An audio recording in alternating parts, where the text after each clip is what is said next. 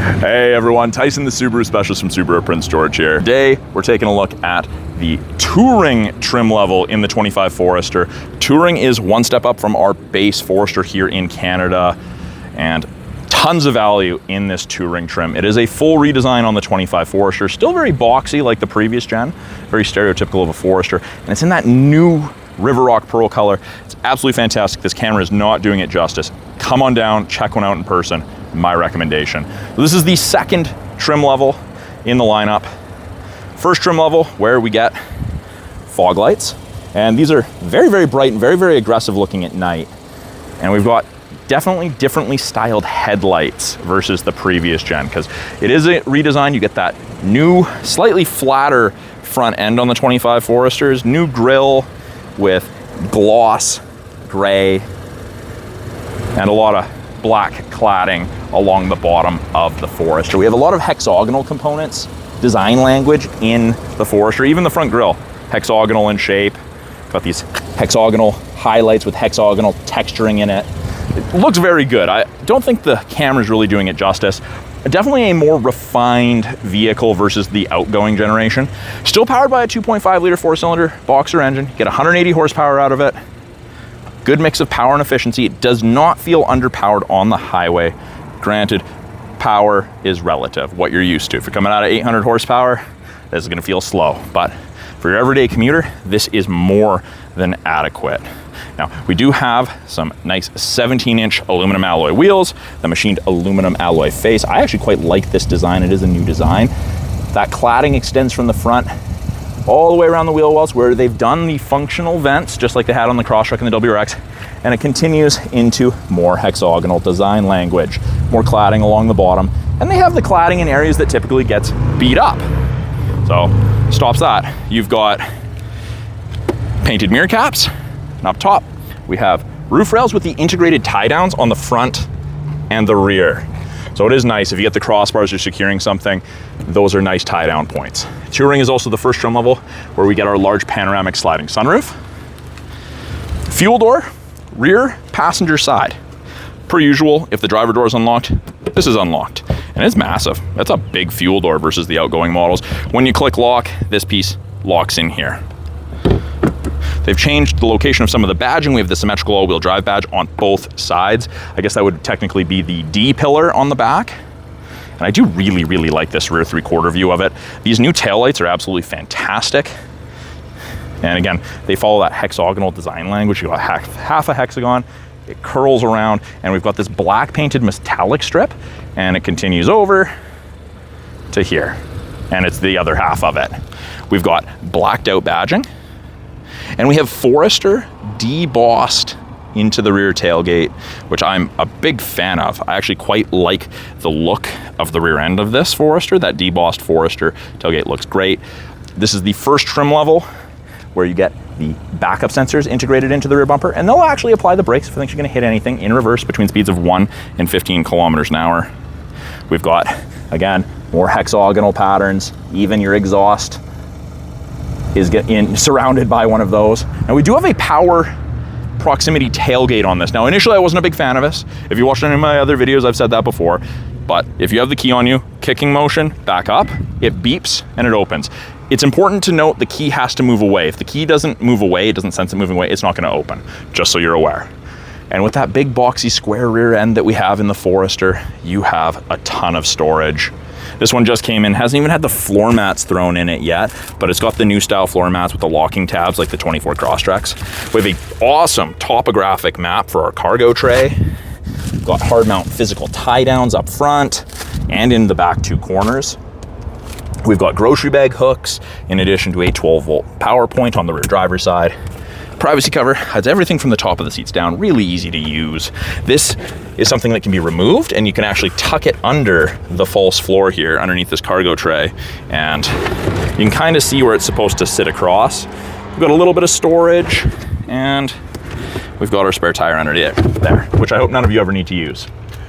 We've got some nice details in here, Subaru. We've got some Easter eggs, compass, there's a couple others. We've got LED cargo light. We can close it, we can lock and close it, we can pull down and close it. We can do it from the key fob of the door, or Initially, I wasn't a huge fan of the kick gate, but it's making more and more sense to me. So if I grab something out of there, big cooler, something, my hands are full. Kick motion, back up. It beeps 3 times, and on the 3rd one, it closes. And I forgot to mention, you can get the dealership to change the speed at which it opens and closes. That is something they can change, not something you can change as a consumer. Now, in the 2nd row, just like the cargo area, there's a ton of room. There's a lot of room in this Forester. Tall roof line on the car makes lots of headroom for passengers. Long-legged passengers will be more than comfortable. There's plenty of room in here. I'm a bigger guy, I fit comfortably. I would say that this has the most 2nd row room out of all of our vehicles, even versus the Ascent. And we get the premium cloth in the Touring. So gray, dark gray cloth with blue contrast stitch. And there's even a little bit of blue in here. It's not just your eyes deceiving you. Fold down armrest with integrated cup holders. We've got vents out of the center console in addition to vents underneath each front seat facing rearward to heat up and cool down the 2nd row very effectively. We've got 2 USBs to keep everyone connected on those longer trips. We've got 3 matte back pockets on the backs of both front seats, very handy. And we have easy access to the latch system, the lower anchors and tethers for children. I initially was a little bit concerned that these may poke out and hurt. I can tell you, after sitting in the back of a Forester for a while, not the case. We do have the ability to recline these seats. So you pull that, and I'm pushing there, and I let go, and you can see it's reclined. So not a whole bunch. It's not like you're laying in a lazy boy, and then you pull it again, and it goes back up. So you can adjust it for a little bit more of a relaxing trip in the 2nd row. This is textured and is designed to be used as a step if you're loading anything on crossbars on the roof, and they weren't using that as a step instead of the tire, because the tire sits 1 inside the fender, 2, I'm right at the back of the rack system if I'm standing on it, and I'll probably be leaning, putting myself in an awkward position, loading things. The rear door card is soft touch. We have a soft, I would say that this is soft touch. I think it's more of a semi-soft touch. It's kind of a rubberized plastic. It is nice. The handle is really nice. Even down here is soft touch. It's not soft touch like fabric. It's a rubber soft touch, which I actually quite like. I think that's going to be durable in the long run. I think it's going to be easy to clean. So parents may appreciate that. We've got a little bit of storage with a bottle holder, more patterns, another little Easter egg there. And if you need it, child locks. This side is not tied to that side for child lock. If you do this side, just this side is done. You have to do the other side separately. Now, I get asked, especially on the lighter color vehicles, what is that? Well, that is what this extra side impact crash safety bar sticking under the door there locks into. And that is designed to offer extra protection in the event of a side collision to stop intrusion into the passenger cab. Now, if you have a previous gen Forester, you'll appreciate the visibility. They have increased the size of this 3rd window on both sides, so shoulder checking, you're gonna have even fewer blind spots versus the outgoing generation.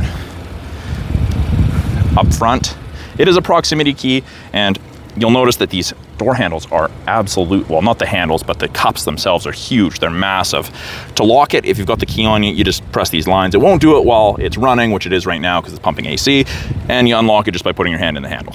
And the driver door is the only one that has the key slot in it, because inside this key, there is, or in this fob, there is a key. You can see right there. So if the fob ever dies, you can still access your vehicle. Up front, driver door card looks very, very similar to that of the rear soft touch materials, rubberized armrest. The front 2 windows are regular auto windows. It's fantastic, 1 touch, down it goes. Same thing, pulling it up. Regular power windows for the rear, window lock if you need it, and our power mirror adjustment. We have a little bit of storage there with the bottle holder, and Touring is the first trim level where you get the power driver seat and you get lumbar support. And it's the same seating material up front as it is in the 2nd row. These seats are just exceptionally comfortable. They're designed to reduce fatigue over long driving distances. So if you drive long distances, these seats are gonna make your drive much more comfortable. You're gonna be way more relaxed at the end of the day, way more alert for longer while driving. They continue the blue contrast stitching across the dash. We have the ability to open the rear hatch, control the brightness of our gauges, and we can actually turn off that kick gate sensor if for some reason you didn't want it active. Steering wheel is the new style steering wheel. Not blue contrast stitching, we've got gray/silver contrast stitching on the steering wheel, which I think it's kind of a lost opportunity. I think that they should have done blue on that, but they've got their reasons, I'm sure. Left-hand side of the steering wheel, I've got my Bluetooth and audio controls, my volume, my ability to accept phone calls, hang up or decline, or issue voice commands or use Siri or Google Assistant. Source switches from AM to FM to satellite to USB to auxiliary. We can cycle through presets. This used to be volume, but that now changes our little upper display, depending what you want to look at. Right-hand side, we have our adaptive cruise and our lane centering. Both of those use these 3 black boxes, those color stereo EyeSight cameras, to look for cyclists, pedestrians, road lines, and other vehicles. They're also responsible for pre-collision braking, automatic emergency braking, all of that safety stuff, all from those boxes. And that's a new 3rd wide-angle mono camera, and that increases the field of vision from the EyeSight cameras left to right. But speaking of visibility vision, there is virtually no blind spots in this Forester. It's like sitting in a greenhouse. It's absolutely fantastic. Now, when I turn on the cruise, I get an image of the Forester. You'll notice there's 3 bars ahead of it. Now there's 4, all the way down to 1. The bars are the follow distance behind the vehicle ahead of you that you'll follow at if you catch up while using cruise. 4 bars at 100 kilometers an hour is roughly 150 to 180 feet. Very, very safe distance. You can follow closer if you need to. Now, the lane centering is the little steering wheel there. You'll notice there's gray lines. Above 60 kilometers an hour, if the cameras can see the road lines, they'll illuminate whichever side it can see white, whether that's one or both. And after that, above 60 k an hour, it'll actually give you gentle steering input to help keep you in the middle of your lane. Not hands-free driving, but you don't wander in your lane. You're way less fatigued at the end of the day. It's great. Below that, heated steering wheel, very faint orange light, but it heats where you're supposed to keep your hands and it gets cooking.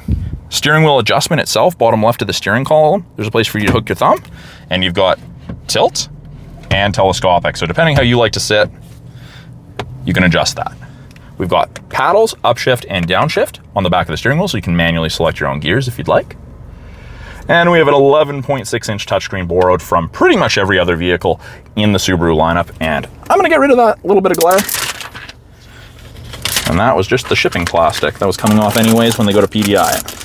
So top portion of the screen, we have access to X mode, which is like 4 low in a pickup. You have to be going under 20 kilometers an hour to engage it, and it only works up to 40 kilometers an hour. It locks the all-wheel drive 50-50 and makes the brake actuated limited slip work more aggressively. Very capable vehicle, turned even more capable.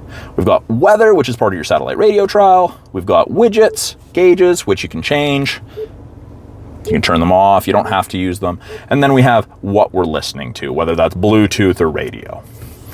We've got our 4-ways, just covered by a sticker. And then on the main portion of the screen, we have volume and tuning knobs, physical knobs, radio, media, and phone.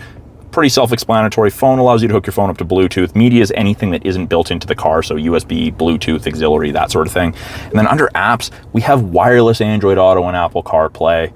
You gain access to the My Subaru app after the vehicle's registered in your name.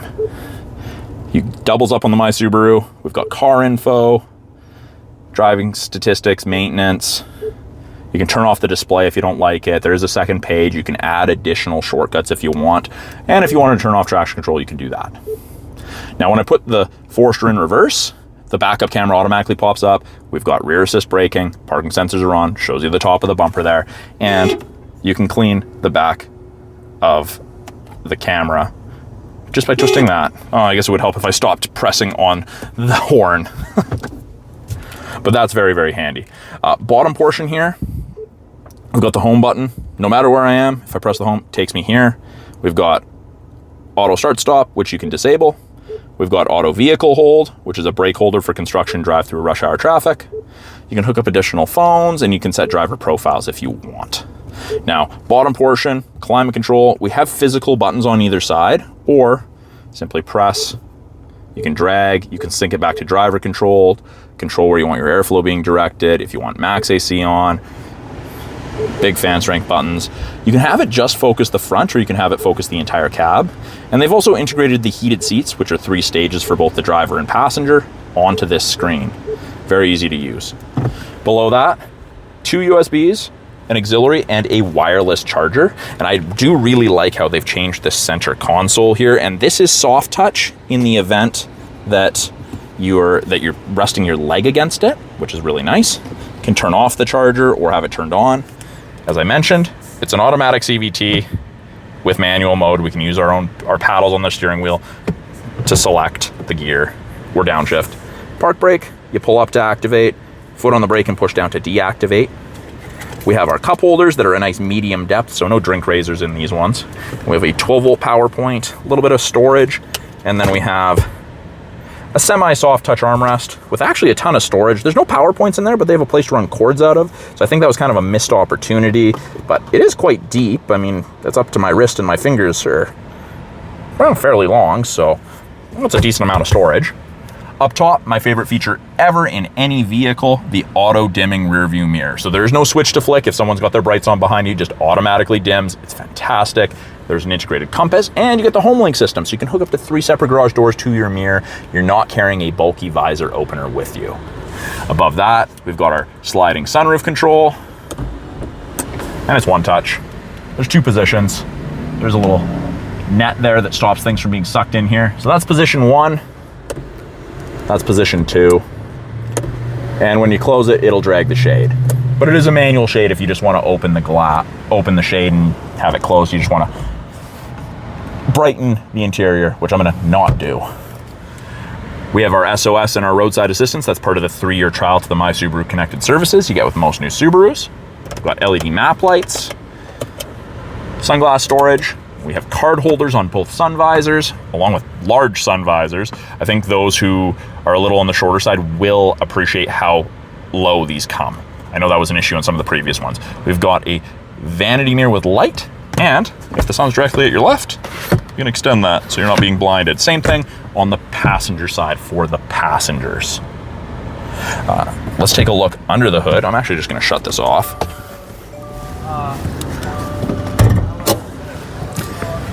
And just like any Subaru, to open the hood, face the Subaru, hand into the right, facing down, move from right to left, and you can lift. And this is the 2.5 liter 4-cylinder boxer engine in this Forester. And pretty much just like every other Subaru engine bay, everything in yellow is what the average consumer is going to touch. You have your dipstick in yellow, your coolant overflow tank, your oil fill right next to your top mount oil filter. You've got washer fluid, brake fluid, really easy access to changing the battery should you ever need to, and really easy access to the air filter. Super easy. And then to close it, I just like to drop it. I don't like to put my hand on it and push down. It feels like I'm going to break it if I do that. So that is a quick look at the 2025 Subaru Forester Touring in the River Rock Pearl, newest color. Like I said, I don't think that this camera is really doing this car justice, the color at least. So if you have a chance to check one out in person, I do recommend that. It's absolutely gorgeous. It's gonna be a very clean looking color. It's kind of a mix between white, gray, and I wouldn't say brown, something in between. Very, very nice color in person. Lots of metallic flake in that car. I'm Tyson, the Subaru Specialist from Subaru Prince George. Thanks for sticking with me, watching my walkthrough of the 25 Forester Touring. If you guys have any questions about this car behind me, any of the tech in it, any of the features, please put it in the comments below. I love hearing from you guys. If there's something you'd like to see me focus on in an upcoming video, put it in the comments as well. Love hearing from you. If you're in British Columbia or willing to make the trip to northern British Columbia to purchase a Subaru, please reach out to me directly. I would love to help you find your perfect Subaru. Thanks for watching, everyone. We'll talk soon.